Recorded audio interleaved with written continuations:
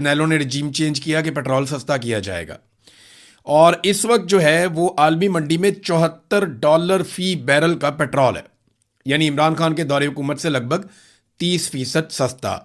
और ये आज भी पेट्रोल ₹300 का और डीजल ₹310 से ज़्यादा का बेच रहे हैं।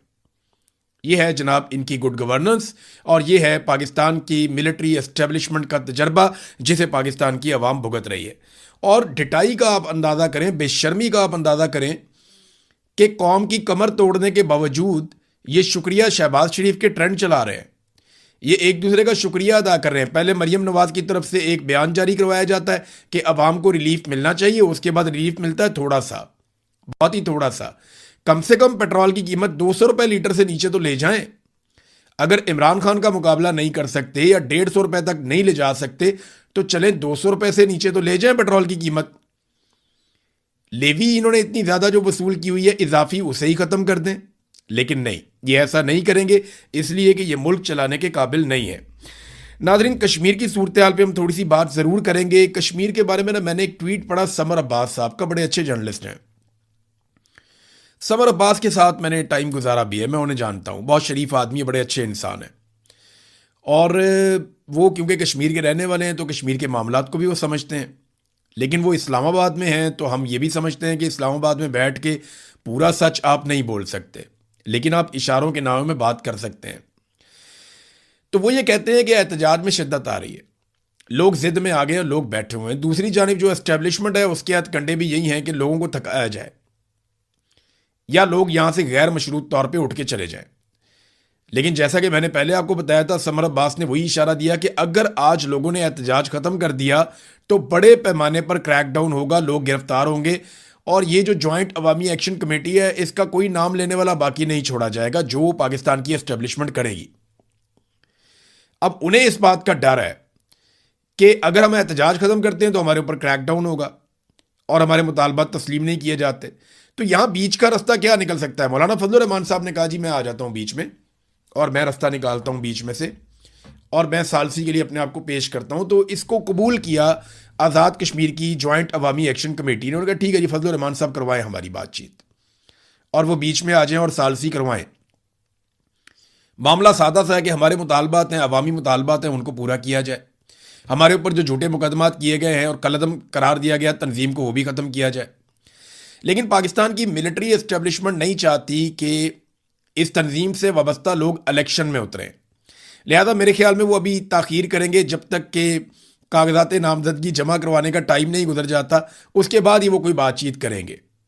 ये हम सारे जानते हैं कि एस्टेब्लिशमेंट के हथकंडे क्या होते हैं, लेकिन कश्मीर के लोग अपने हक के लिए खड़े हैं। कश्मीर में हमने अमली तौर पे गुज़िश्ता चंद दिनों में देखा कि रियासत किस तरीके से, रियासती इदारे या मिलिट्री एस्टेब्लिशमेंट कैसे नौजवानों में नफरत फैलाती है, किस तरह से एक तकसीम पैदा करती है और किस तरीके से अच्छे खासे मुहिब्बे वतन लोगों को गद्दार बनाया जाता है मीडिया के प्रोपेगेंडा के ज़रिए से, मुख्तलिफ तरीक़ों से लोगों को दीवार से लगाकर। देखिए, जब आप किसी को दीवार के साथ लगाते हैं, उसको मारते हैं मारते हैं मारते हैं, उसके मुँह से कोई ना कोई बात तो निकल ही आती है। बस उसी एक बात को पकड़ के उसको दीवार के साथ लगा दिया जाता है।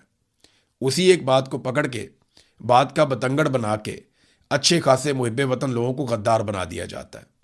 और ये खेल आज का नहीं है, बहुत पुराना है और पाकिस्तान में बहुत अरसे से खेला जा रहा है। अयूब खान भी खेलता रहा है, ज़िया-उल हक भी खेलता रहा है, याया खान ने खेला, परवेज़ मुशर्रफ ने भी खेला, ये जनरल बाजवा ने खेला, अब जनरल आसिम मुनीर के दौर में यही खेल खेला जा रहा है। नया खेल नहीं है, पाकिस्तानी इस खेल से बड़े वाकिफ़ हैं, पाकिस्तानियों को समझ है। कौमी असम्बली में नाजरीन जो अपोजिशन के लोग हैं, महमूद खान अचकज़ई, बैरिस्टर गोहर, असद कैसर साहब, जुनैद अकबर साहब, इन लोगों की मुलाकात हुई शहबाज शरीफ से, इसहाक डार से, ख्वाजा आसिफ से। कुछ तस्वीरें वगैरह आ गई तो सोशल मीडिया पे लोग बहुत गुस्से में हैं। गुस्सा जायज़ भी है। लोगों को लगता है कि जितना भी जुल्म और जबर हुआ पाकिस्तान में उसके बेनिफिशरी ये लोग हैं। जितना पाकिस्तानियों को सताया गया उसके पीछे ये लोग हैं फ़ायदा उठाने वाले, और ये जाली हुकूमत में आकर बैठे हैं। इन्होंने आईनी तरामीम भी कर दी। इमरान खान अगर आज जेल में और बुशरा बीबी के साथ जुल्म हो रहा है तो इस सारे के पीछे भी ये लोग हैं। लोगों को गुस्सा है बहुत ज़्यादा। लेकिन देखें, मैं बार बार एक बात कहता हूँ कि अगर आपको बातचीत करनी है तो फिर यहीं पे बैठ के करनी है, इन्हीं लोगों के साथ करनी है। या तो फिर आप इनकलाब लेकर आए ना पाकिस्तान में, या तो कोई 1, 2, 2.5 करोड़ आदमी निकल आए पाकिस्तान में हर तरफ से, जिस तरह एक दिन होना तो है या तो आप वो कर लें और सबको बाहर निकालें और उसके बाद कौम फैसला करे कि मुल्क को चलाना कैसे है, या फिर आपको बातचीत करनी पड़ेगी। तो मैं बार बार एक बात करता हूं कि अगर सारे चोर और डाकू इकट्ठे होकर पाकिस्तान की मिलिट्री एस्टेब्लिशमेंट को उनके आईनी किरदार में भिजवा दें या फौज को बैरकों तक महदूद कर दें, तो पाकिस्तान का इससे ज्यादा भला कुछ हो नहीं सकता। आपको शदीद नफरत हो सकती है इन शक्लों से जो आपको नजर आ रही है मिलती हुई, और हो सकता है उन शक्लों को आपसे शदीद नफरत हो जो वहां पे हाथ मिला रही हैं। लेकिन इसके बावजूद अगर ये सारे चोर डाकू मफाद परस्त फ्राडिये ये सारे अगर मिलकर पाकिस्तान की फौज को उसके सियासी किरदार से अलग कर दें और फौज को बैरकों में वापस भेजने में कामयाब हो जाए और पाकिस्तान का फैसला यूनिफॉर्म वाले बंदों की बजाय सिविलियन अवाम के मुंतखब नुमाइंदे करना शुरू कर दें, तो इससे बड़ी जीत पाकिस्तान की हो नहीं सकती। ये मैं आपको वो बात बता रहा हूं कि बदतरीन के अंदर से आइडियल क्या निकल सकता है। यानी बदतरीन किस्म की चीजों में से एक आइडियल सिचुएशन जो निकल सकती है वो ये हो सकती है कि सारे चोर डाकू इकट्ठे हो जाओ और इकट्ठे होकर फौज को कहोगे सियासत से आपका कोई काम नहीं है। फिर जमहूरियत के अंदर यह खसूसियत है, सियासत के अंदर यह खसूसियत है कि वक्त के साथ साथ एक सिस्टम डेवलप हो जाएगा। बहरहाल ये चीजें अभी चलती रहेंगी। शहबाज शरीफ साहब के दस्तखतों की एक अजीबोगरीब कहानी चल रही है। शहबाज शरीफ कहते हैं जी हम कौम की इज्जत बढ़ाने के लिए हमने दिन रात एक किया, मैंने और फील्ड मार्शल ने। वहां अल्लामा इकबाल का गलत मलत शेर भी पढ़ दिया कि हजारों साल नरगिस अपनी बेनूरी पर रोती है, बड़ी मुश्किल से होता है चमन में दीदावर पैदा। ये हर बच्चे को याद है शेर। शहबाज शरीफ को ये भी भूल गया कौमी असेंबली में।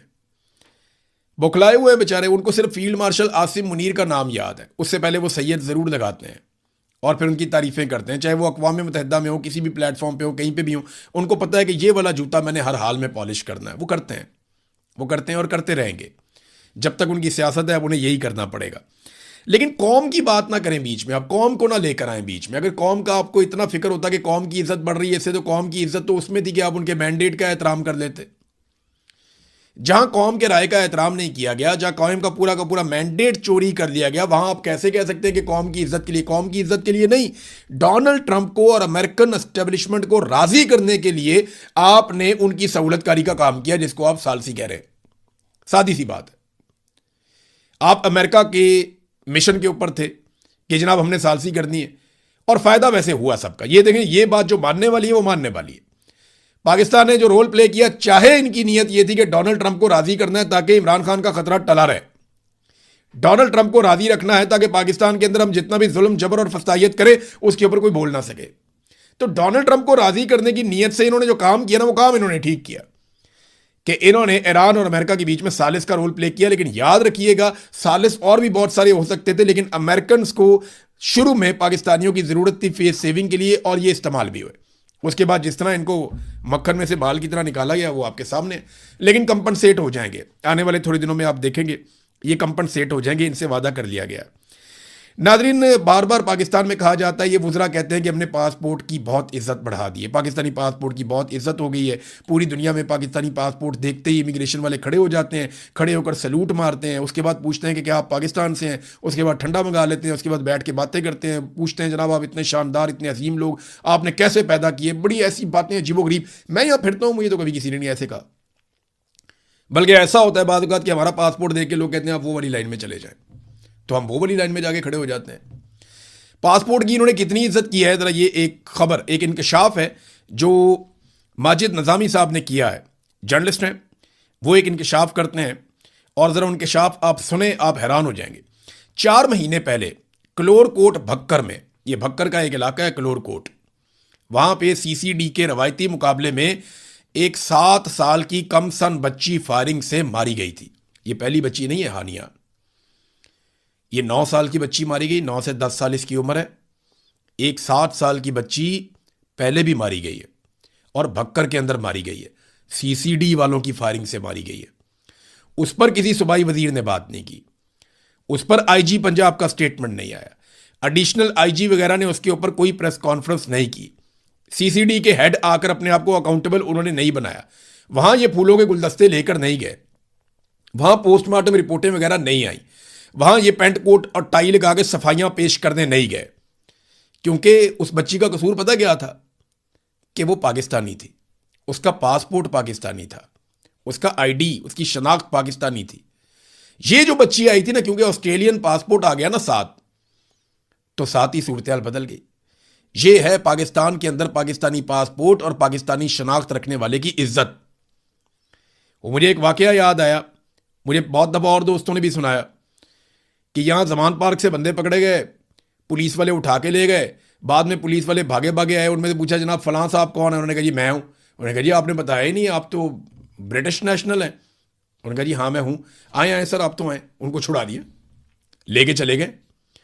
और ये होता रहा, ये बार बार होता रहा।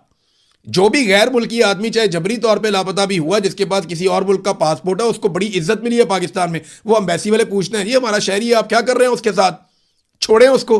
फिर एजेंसियां फटाफट छोड़ती हैं।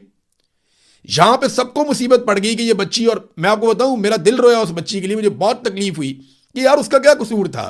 उसको हर तरफ से गोलियां मारी हैं, उसकी पोस्टमार्टम रिपोर्ट आप पढ़े, आप सर पकड़ के बैठ जाएंगे। कोई एक जगह उसको गोली लगी नहीं, कई गोलियां उसको मार दी, नन्ना से जिसे बच्ची बेचारी मासूम। वो इसलिए तो नहीं यहाँ पे कोई आई थी कि वो यूं कत्ल हो जाएगी, लेकिन क्योंकि वो एक ऑस्ट्रेलियन पासपोर्ट था। देखिए आप मामला कितना उठा। ये बच्ची के पास पाकिस्तानी पासपोर्ट भी नहीं बनाया होगा बेचारी ने, पाकिस्तानी शनाख्त थी ना ये बच्ची की, 7 साल की बच्ची थी। माफ, खून माफ, कोई फर्क नहीं पड़ता। पाकिस्तानी है कीड़े मकोड़े हैं। इस तरह आपके पासपोर्ट की इज्जत होगी? ऐसे तो नहीं होगी। नाज़रीन, इसहाक डार के बारे में एक इंकशाफ सामने आया।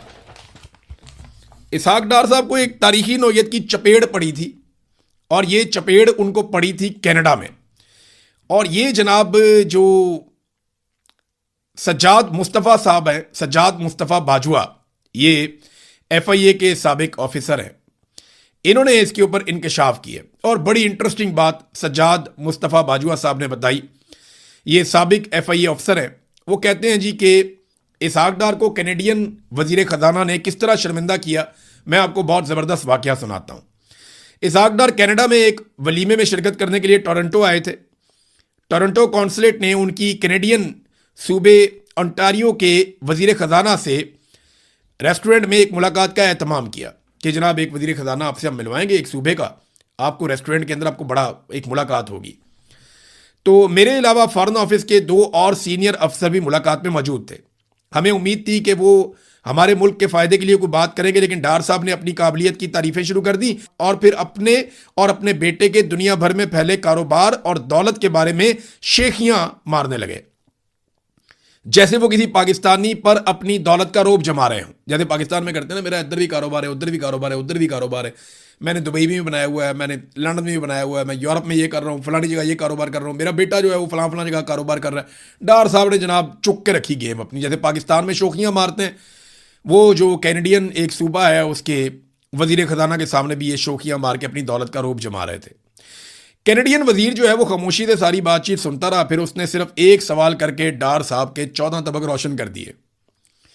उसने पूछा कि आप वजीर ख़जाना पाकिस्तान के हैं, और आपका कारोबार और इन्वेस्टमेंट उस मुल्क से बाहर है जहां कि आप वजीर ख़जाना है। बस इतना सा सवाल किया उसने, और डार साहब की शर्मिंदगी फिर देखने के लायक थी। ये है जनाब इनकी टोटल औकात। ये दुनिया को कहते हैं पैसा लेकर आओ पाकिस्तान में। अभी डार साहब थोड़ा सा पहले जाके अमेरिका में लेक्चर झाड़ रहे थे पाकिस्तानियों पे कि अपना पैसा मुहिब वतन होने का सबूत दें, पाकिस्तान में लेकर आए। डार ये बताया ना कि उसका बेटा कितना पैसा पाकिस्तान में लेकर आया, नवाज शरीफ के बेटे कितना पैसा पाकिस्तान में लेकर आए, मरियम नवाज जो बेनिफिशियल ओनर है वो अपना कितना पैसा पाकिस्तान में लेकर आई। हमारा तो कुछ नहीं है पाकिस्तान से बाहर। इन्होंने सारा कुछ अपना पाकिस्तान से बाहर रखा हुआ है, पाकिस्तान के अंदर ये काम करने के लिए तैयार ही नहीं है। पाकिस्तान में सिर्फ इनको इक़्तिदार अच्छा लगता है। नाज़रीन, राणा सनाउल्लाह साहब ने भी एक एतराफ़ कर लिया, और अच्छा हुआ उन्होंने टाइम से एतराफ़ कर दिया। हम बार बार ये खबरें देते हैं तो मिलिट्री एस्टेब्लिशमेंट को बहुत बुरा लगता है, उन्हें लगता है कि ये पाकिस्तान के गद्दार हैं। लेकिन राणा सनाउल्लाह ने वही बात की। राणा सनाउल्लाह ने कहा कि जहां तक इस बात का ताल्लुक है कि इंडिया जो दरियाए चनाब पर 5 डैम बना रहा है, यह 100% नहीं 110% दुरुस्त इंफॉर्मेशन है। अब इसमें वो करेगा क्या? जब ये डैम मुकम्मल हो जाएंगे तो मुकम्मल होने के बाद इंडिया के पास ये कैपेसिटी होगी, वो जब चाहेगा चनाब का टोटल पानी आखिरी कतरे तक रोक सकता है, और वो ये करेगा। जब हमें ज़रूरत हुआ करेगी, हमारी फसलों को ज़रूरत हुआ करेगी, वो पानी रोक लिया करेगा, और जब हमें ज़रूरत नहीं हुआ करेगी वो एकदम पानी छोड़ा करेगा, जिससे यहां पर सैलाब आ जाया करेगा।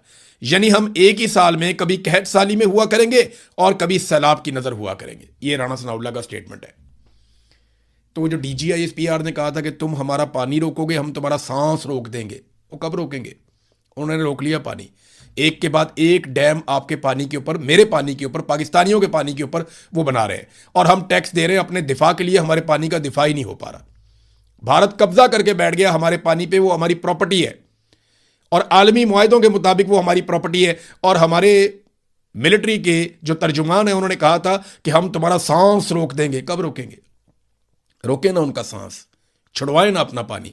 अब तो आपका फेडरल मिनिस्टर खुद ये एतराफ कर रहा है, आपके दूसरे वज़रा इस बात का एतराफ कर रहे हैं कि वो पानी रोके। अब ये करेंगे पता क्या, मैं आपको बताता हूं। जब फसल का टाइम हुआ करेगा, भारत पानी रोका करेगा, तो तब ये धमकियां लगाना शुरू किया करेंगे। जैसे ही सैलाब का टाइम आएगा, भारत पानी छोड़ा करेगा, तो ये डींगे मारा करेंगे कि देखो हमने भारत को धमकी गई, उसने पानी छोड़ दिया, और फिर पानी आपके अंदर सैलाब आ जाएगा। तो एक ही साल में आप कहत साली में भी हुआ करेंगे, आप सैलाब में भी हुआ करेंगे। यानी पानी आएगा जरूर, लेकिन उस वक्त नहीं आएगा जब आपकी फसल को चाहिए। उस वक्त आएगा जब वहां पे इजाफी होगा और आपका सैलाब आ रहा होगा। तो ये पाकिस्तान की फौज की रिस्पॉन्सिबिलिटी है कि पाकिस्तान की सरहदों का तहफ़्फ़ुज़ करना और पाकिस्तान की प्रॉपर्टी का तहफ़्फ़ुज़ करना। हमारे पानियों के ऊपर कब्जा हो रहा है और हम दुनिया की सालसी करवा रहे हैं। नाज़रीन, इसराइल के मीडिया में या इसराइल के अंदर मुख्तलिफ जो शिद्दत पसंद लोग हैं वो डोनाल्ड ट्रंप के खिलाफ हो गए, और अब वो ये कहना शुरू हो गए हैं कि हमें डोनाल्ड ट्रंप से बाहर निकलकर खुद अपने फैसले करने पड़ेंगे, और डोनाल्ड ट्रंप पे तनकीद भी शुरू हो गई है। एक स्टेटमेंट है, और ये बड़ा खौफनाक स्टेटमेंट है। ये स्टेटमेंट दिया है इसराइली वजीर बराए कौमी सलामती अतमार बिन गवेर ने। ये जरा स्टेटमेंट आप सुने कितना खौफनाक है। एक इसराइली माँ के हर एक आंसू के बदले 1000 लबनानी माओं को रोना होगा, पूरे लबनान को जलना होगा। भी लड़ाई के अंदर जो है इतने सारे हिजबुल्लाह के लोग जाँ बहक हो गए, वहां पे इसराइली भी मारे गए। लड़ाई में तो ये चलता है फिर, लेकिन वो कहते हैं सिविलियंस को मार दो।